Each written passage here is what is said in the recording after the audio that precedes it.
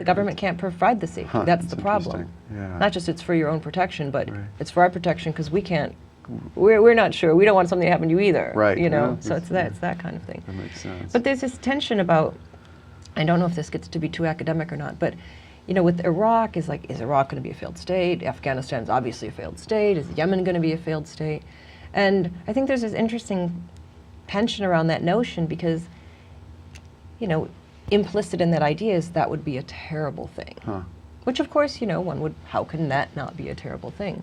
Well, maybe every piece of land doesn't have to have a, you know, centralized administration with a monopoly on violence and police its borders in a particular way.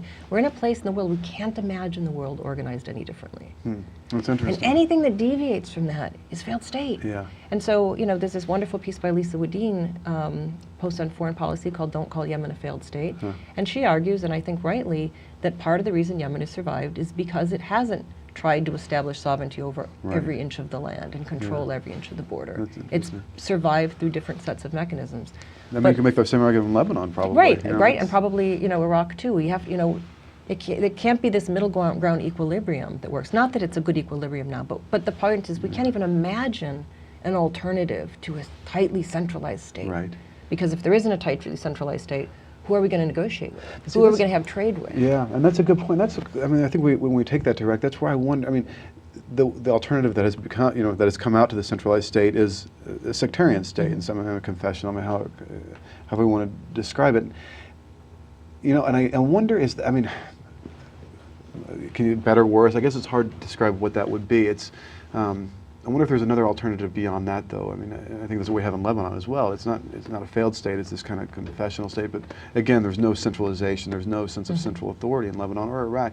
But then Lebanon, 2 civil wars. Iraq, you know, 100,000 dead. I wonder, is there a way to is there a way to move towards something else? Because, you know, this is something we were talking about the other day.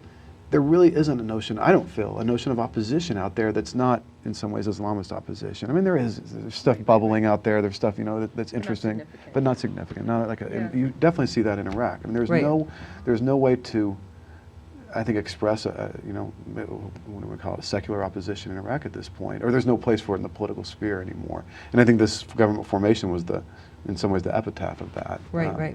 Which is kind of demoralizing. I don't know. Yeah. I wonder where we go from that.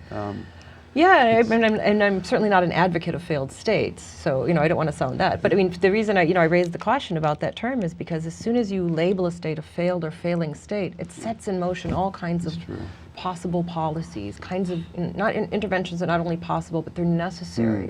And they're necessary for the stability of everyone in the area. Right. You know, and so it just, what comes with, you know, a simple label of, you know, failed or failing state is, you know, we're seeing played out in Iraq now, because now, you know, we can't abandon Iraq because it's failed and failing and it's not stable yet, and now we know again from the WikiLeaks that, you know, people don't have high opinions of certain officials in the government, et cetera.